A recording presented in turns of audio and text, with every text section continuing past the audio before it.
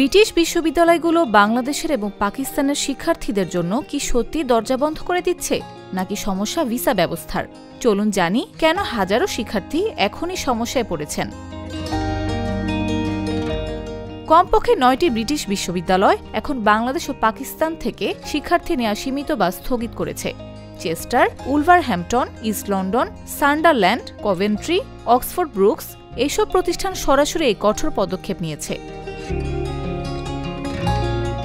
কারণ ভিসার অপব্যবহার বেড়েছে এবং ব্রিটিশ স্বরাষ্ট্র মন্ত্রণালয় আরও কঠোর নিয়ম চালু করেছে।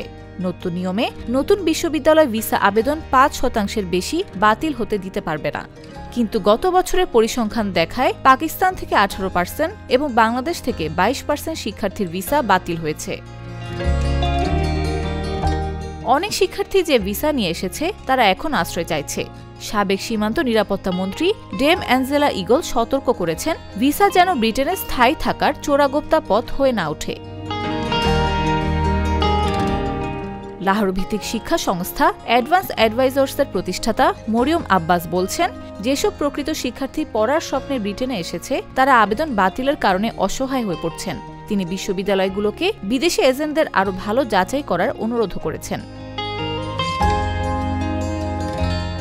বাংলাদেশ ও পাকিস্তানের শিক্ষার্থীদের জন্য ব্রিটেনের উচ্চশিক্ষা এখন এক বড় চ্যালেঞ্জ হয়ে দাঁড়াচ্ছে। এই পরিস্থিতি কতটা দীর্ঘস্থায়ী হবে তা সময় দেখাবে।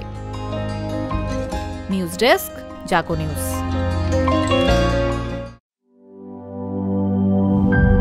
গ্লিটারের টুইন লেমন ও অ্যান্টিব্যাকটেরিয়াল ফর্মুলা বাসনকে চকচকে জীবাণুমুক্ত করে আমাদের দেয় গ্লিটার গ্যারান্টি।